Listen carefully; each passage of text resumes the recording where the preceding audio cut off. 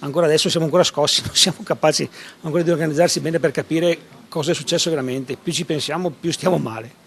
È ancora provato Daniele Pillon, il tabaccaio di Ceggia, rapinato ieri sera, poco prima dell'orario di chiusura, da due banditi vestiti in tuta da sci, con passamontagna al volto ed armi in mano. Uno ha puntato la pistola e ha fatto atterrare tutti i clienti, poi ha puntato la pistola verso di me, intimandomi di dargli i soldi, dicendomi che la pistola era vera.